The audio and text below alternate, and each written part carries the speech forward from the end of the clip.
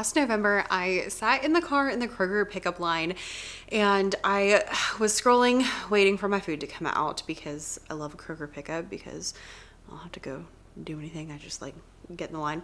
And as I was doing this, I was scrolling through Instagram as one does, and I came across a slideshow that was all about signs of burnout in teachers. And as I scrolled through these, it was like end of October, maybe early November, somewhere around there. As I scrolled through these, I realized that I had almost every sign that they were talking about. And I knew I had a problem because it wasn't just that, oh, you know, I have some of these things that they're saying. It was that I really, truly was living out some of these things that they were saying. Now, to be honest, I already knew I had a real and serious problem because a couple of days before that, I'd had a complete meltdown, full on tears, just complete losing my mind, which is not normal for me. And so thankfully, I was able to make some serious changes after that and bring myself out of that place. But I thought, gosh, it would be so helpful for people like me, like you, to know the signs of burnout. Because sometimes, if you're like me at least, maybe you don't pay a lot of attention to your feelings. Maybe you just are like, go, go, go, we got to keep going, kind of thing. And so having someone just be like, hey, these are things to look out for so that you know what to look out for can be really helpful. So that's what we're going to talk about today. We're going to go through 7 signs of potential burnout that I found from the internet. And I'll talk kind of about like my personal experience with some of them. Some of them I have felt, some I have not. And as we go through these, the most important thing to know is you must know thyself.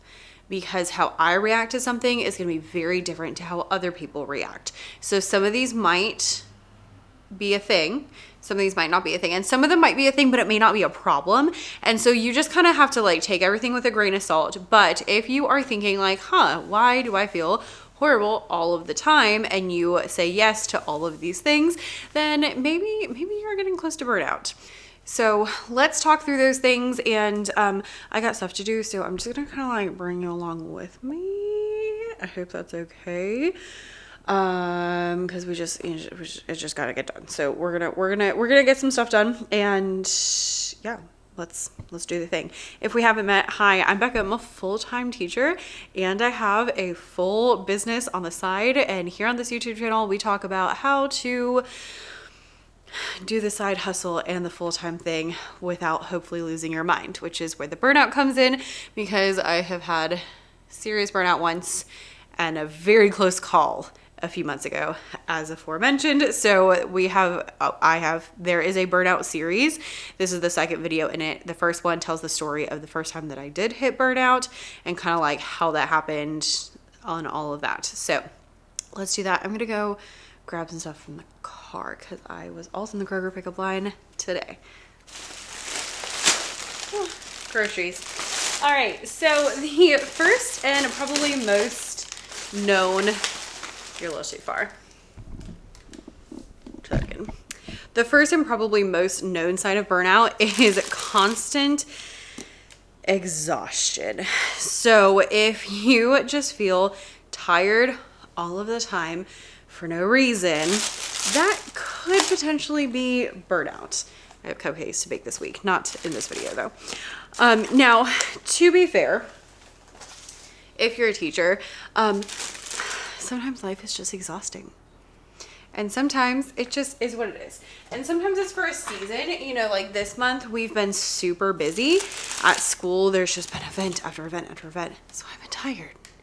You know, like sometimes it's just the season, but when you find that you're exhausted all the time, not for any particular reason, like the idea of getting up in the morning feels exhausting, the idea of anything, like I remember when I got like hit burnout the first time, I was just like, I just want to go, like all the time. I was like, I just want to go to sleep. I just want to go to sleep. I would come home and like take naps in the afternoon, which I never do, which again, know thyself. If napping is normal for you, it's nothing to be worried about. But if you're coming home and napping and you never, ever, ever do that, that might be a sign of a problem, you know? So like the exhaustion that's out of the ordinary is a problem. Okay. You know, and maybe it's fixed with more sleep, but maybe it's just like that internal exhaustion that you just feel like you cannot get back from, like exhausted before we even do anything kind of thing. That's the kind of exhaustion that comes with burnout. Sign number 2 is a big one for me personally. This is like one of my big signs, is dreading responsibilities that you once enjoyed. So not, you know, the car rider line that you always have to do, that you always hate, but things that you used to enjoy that you now are not enjoying anymore. That could be a sign of burnout. So what are things that you normally enjoy that you don't want to enjoy anymore? For me, it was teaching choir. I love teaching choir. It's so much fun, but it is an extra thing and it's more responsibility. And so back in October, November, when I was just like stressed out beyond reason, the idea of teaching choir did not sound like fun to me. I didn't want to do it. I didn't want to deal with it. It wasn't anything I wanted to do. And it wasn't because the kids were bad. The kids were amazing. This was my best choir year I've ever had. They were so fantastic. So excited. Actually, they were complaining the other day. They were like, Miss Davis, can we do hard music next year? And I was like, y'all, that was the hardest program I've ever put together, because I would give them something hard and they would get it so fast. So I'd find something even harder. By the time we got to the concert, I was like, this is really hard. I was like, good gracious, what are we doing? It was wild. So that was crazy. But like, they were fantastic. It had nothing to do with them. It was all to do with me and the exhaustion that I felt, which then meant that I didn't want to teach choir. I didn't want to do things. And for me, another thing that I notice a lot, which kind of goes into the next one, is I'll start scrolling more. I'm not usually a scrolly kind of person. I'm more of like a doer. I want to read. I want to paint. I want to do this. I want to do that. I want to practice piano. And so when I find that I'm scrolling a lot, like, we have a problem, because that is not normal for me. And so if I'm finding I'm wasting tons of time on my phone and avoiding responsibilities that I used to like, that are usually fine, that's a sign. That's a sign that we're having problems. Okay. Number 3 goes along with that, and that is feeling detached, unmotivated, and like numb. What did I write here? Oh, I wrote couch rot next to that, because that is what I felt the most, was I feel detached. I don't want to do anything. I don't want to do all the responsibilities that I normally like. I don't feel like doing any of it. And that is, for me, a big sign. So that feeling of detachment, of that, like, I'm just not into anything, I don't feel any of this, that could be burnout. Now, as I'm reading this, I'm also remembering that some of these are also signs of potential, like, depression. So be forewarned, like, if you're dealing with any of that, you definitely need to go and like see somebody. I'm not a doctor. I teach elementary music. Like, we just sing and play games all day. But I just want to put these out here because I found it helpful, and I thought you might find it helpful. So there we are.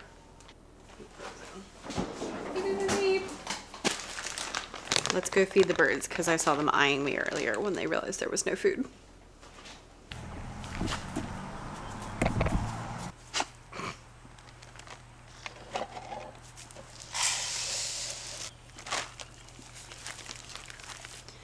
The birding hobby really hit me hard when I turned 30. Like, came out of nowhere. I'm gonna try sitting in this new chair. Don't tell my husband. All right, sign number 4 is another one that hit me really hard when it came to this past November, and that was struggling to focus and making mistakes. Mine was really the making mistakes part. The focus was, I don't know, I was definitely feeling real crazy, but I was making so many mistakes. Like, it was just a constant thing. Hang on, you're a little too high. I would do something, I would look at it, it would be wrong. I would send an email and it would have incorrect information in it. I would completely forget to do this, to do that. I missed a whole meeting because I just completely forgot about it one time. I would forget to do like plans for church on Sunday. I was forgetting everything. I was having the hardest time remembering anything at all. And it was a lot of little things, you know, when you're like, there was something I need to do, but I don't remember what it was. And then I remember like, oh, I had that really important thing I needed to do and I didn't do it. And it was just a constant issue. I felt like I was going completely insane. I'm really and truly, like, it was so constant. There was one time I like forgot to pick up the groceries. I like drove all the way home and then realized I hadn't picked up the groceries. I had to go back to the grocery store. Like just things like that all of the time. I like took a shower and I washed my hair, but I didn't actually use shampoo. Like it was just constant. Thankfully I didn't make any like massive mistakes that I couldn't come back from, but it was so bad. I felt like I was going insane. I couldn't remember anything. I could not remember when things were, what we were doing. I would forget this, that, and the other. It was like constant. And I really, truly, I was like, something is wrong with me. Like I am losing my whole mind was how I felt because I just could not remember anything. And I was making mistakes constantly. And it was wild. Oh, that was really, really not fun. I didn't find, as I remember, I don't really remember struggling to focus as much, but mine was really in the forgetting and making mistakes. Now, number 5 I hit really hard is being irritated, anxious, and overwhelmed like constantly. Now, again, if you're irritated, you know, a little bit, that's one thing. Today, for example, the children were extra irritating. They would not stop talking. They just, and I've like, there's some classes that just like will not sit still and it drives me bonkers because I let the kids move. We always have movement. And so when I'm talking, I expect you to sit, you know, not the students in like the special classes, but like most of my students should be able to sit and like listen and pay attention and look at me while I'm talking. And it's just the class today, they're like not even in this world. So, you know, I was irritated today, but that's not the same kind of irritation. The irritation I'm talking about is feeling irritable, anxious, and overwhelmed, like as your default, just all day, every day. This is what's happening. I just feel like that all the time. I feel bad all the time. That is how burnout feels. It's just always irritated, always overwhelmed, always anxious. And for me personally, I found that I could not control my emotions. Like I could not handle my emotions very well. So in my experience, both times when I went all the way to burnout and then when I got pretty close, like something little would happen and it would just set me off. And if you don't know me, I'm usually a very calm person. I've had teachers and students comment about how calm I am, how my room is so calm. I've had students, oh my gosh, I've had like student reflections where on their like end of the year, I'll do like a test and then I'll be like, let me know, you know, your favorite thing from this year, least favorite thing from this year, and then anything else you want to tell me. And I've had multiple students who have been like, it's so nice that you don't yell at us. Which is hilarious because I was like, have I really not yelled at you? But I'm like pretty much a cool, calm person. Like that's my default, is like super chill. It is. I like things to be a certain way, but I do not go to anger easily. Like that's just not me. So when I start getting to the point where I can't manage my emotions because I feel stressed, I feel angry, I feel overwhelmed and anxious all the time, and every little thing is setting me off, that is a really big hint that I am approaching burnout. And that is something for me personally that it just, yeah, like I will feel all, like little things will set me off. I have the hardest time coming back from something. Once I'm upset, like the emotional regulation is just gone for me personally when it comes to getting to burnout. So when I start feeling those things, the like little tiny things setting me off more than once, because if it's just once, you know, that's a one-off thing, like whatever. But when it starts happening a lot, and when you start being able to not come back from being irritated or overwhelmed or anxious because it's just all the time, that's when you might need to adjust things from there. And with number 5, the other part of that is, for me personally, feeling overstimulated all the time. Now, I teach elementary music. I have a very overstimulating job. And particularly like this school year that, hallelujah, is coming to an end, we have had a really horrible schedule. It's been awful. It was awful when I looked at it before school started. It was awful the first day of school, and it's still awful today. I was thinking, I can't wait till we get a new schedule because this is terrible. Just the way that it's structured. We have most of our classes in the afternoon. We have classes right before or after lunch, right before or after recess. I have kindergartners. They're going to recess. They're coming to me. And then they're like, you know, on a whole different planet because it's after recess. I'm like, they should not be here. This is ridiculous.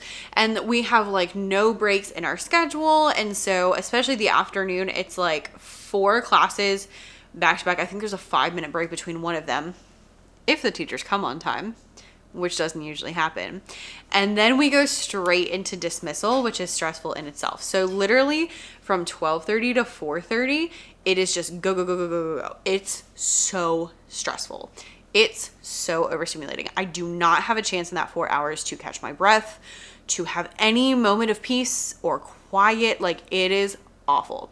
So sometimes it's just the situation, you know? And sometimes it's a problem. So for me, being overstimulated all the time probably contributed to the burnout. And then because I was feeling that and I was getting burned out, I was then feeling even more overstimulated all the time. Like, I was just looking for any way that I could find peace or quiet or literally anything, because I just felt awful. I started, the first time I hit burnout, I noticed it because I used to listen to podcasts in the car, and I had to stop listening to podcasts. I started listening to music instead. And then this time I actually started listening to nothing and driving home in silence almost every single day. And I have actually continued that now because I just can't with the overstimulation.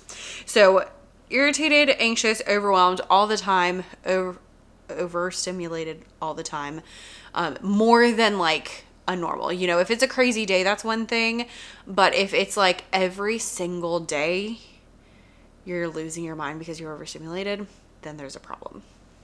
So far we've got constant exhaustion, dreading responsibilities you once enjoyed, feeling detached, unmotivated, or numb, struggling to focus or making mistakes, irritable, anxious, overwhelmed. Number 6 is one that I didn't have as much, but that is like physical issues. Burnout can manifest itself in physical issues like headaches, digestion problems, and muscle tension. I do get headaches pretty often, so that one I don't know. I didn't really notice that I was getting them more often than normal because that's kind of just the thing I've always lived with. But some people, when they are really burnt out, they will have a lot of physical reactions like digestion issues, muscle tension, headaches, all of that kind of stuff, getting sick a lot, those kind of things. And so if you're noticing that a lot, again, like more than normal, because you need to know thyself, if you are finding that a lot, then you might need to work on stepping things back. And finally, number 7 is withdrawal. So for me, this is a big one because I'm an introvert anyway. And so I prefer to be by myself. I don't love a people-y weekend. When I have a weekend where we're like doing lots of functions, I'm like, I'm done. I'm out. I'm over it. I'm out of it. At school, a lot of times I will eat by myself, to my teammates' dismay, because they are all extroverts and they like to eat together every day because for them that's rejuvenating. For me, it is not rejuvenating at all.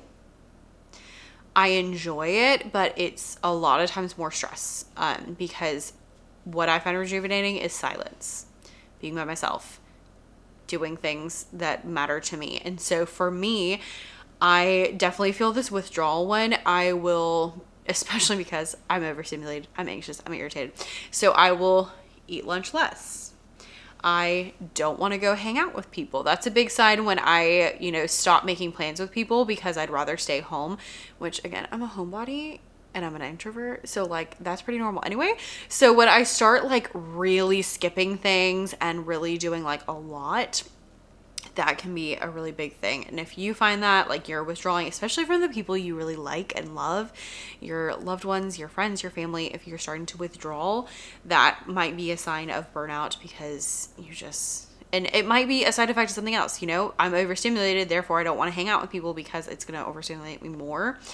But it could be a sign of burnout. So those are the 7 signs that I found online that I wanted to share with you. I will link some different resources down below because everybody has different signs. Like all the different clinics have different things. So I'll link a few down below. You might resonate with some that I didn't include in here because I included more things that I thought were more prevalent to me and people I know. But yeah, so to sum up, we have constant exhaustion, dreading responsibilities you once enjoyed, feeling detached, struggling to focus or making mistakes, being irritated, anxious, or overwhelmed, physical things like headaches, digestion, and muscle tension, and withdrawal, just from everything. So those are 7 signs that you might have. If you're feeling, 1 or 2, but you're like, no, I'm fine, that's okay. If it's the end of the year and you're feeling overstimulated, it's fine. But if you notice like, I can say yes to almost all of those, then we might have a problem.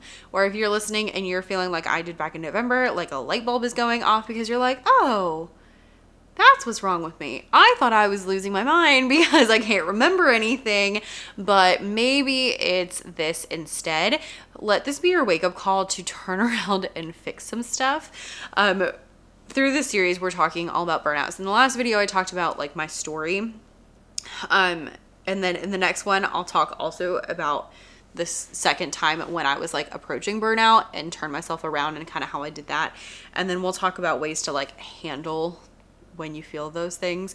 But as a quick like precursor, here's a couple things that helped me personally back in November when I realized that I said yes to all of these things. Number 1 was I got rid of every responsibility I could.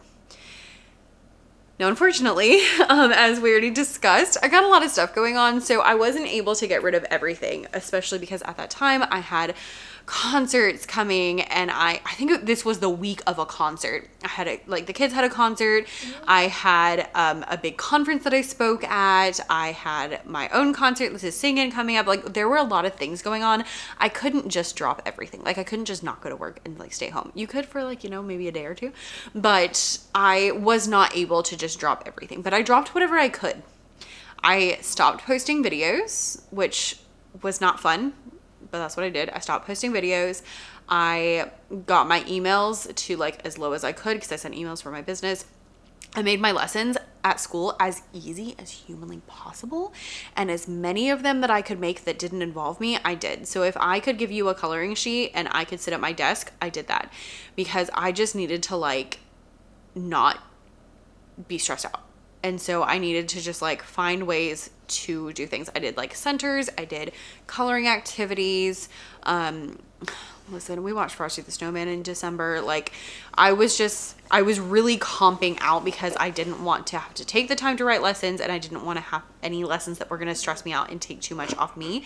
Because a lot of times my lessons can be very like teacher heavy, and so I was really trying to like put it back on the students, give them stuff to do, and make it so that I didn't have to be involved necessarily. Skipping engagements that I didn't want to go to, just really trying whatever I could to dial it back where I could. And again, it was in the middle of concert season, it was in the middle of this and that, and so like I couldn't do that much, but whatever I could I did. And so I phoned it in for whatever I could, and I did what I could, my best at the time, which was like 10%. And in doing that, that at least got me through until break. And then I was able to kind of reset after that. So if you're feeling all these things, like, dial it back as much as you can. Get as much silence and like edifying things as you can. So for me, like writing in my journal, painting, quiet, like those kind of things, taking walks with my dog who's driving me crazy right now because she keeps nosing me. Those kind of things will help a lot if you can just incorporate them. And it takes time, unfortunately. And the further down the road you go, the more time it's going to take. So if you can stop now and you can pivot and you can make the easiest dinners you can and the easiest lessons you can, and you can just do the bare minimum for a little bit to kind of get your body okay, then you're going to feel a lot better than if you continue down that road and then it just gets worse, because it's either going to get better or it's going to get worse, and it's totally up to you which way it goes. So that's what I have for you today. If you resonate with some of those, we would love to hear your stories down below. If you don't want to share it, that's fine. Also, I will link some different articles about signs of burnout down below. And hopefully I'll see you in the next one. I'll try to get it up a little faster than this one. There was a long gap between video 1 and video 2 in this series, so I'll try to get number 3 out a little bit faster. So thanks for watching, and I'll see you in the next one. Bye.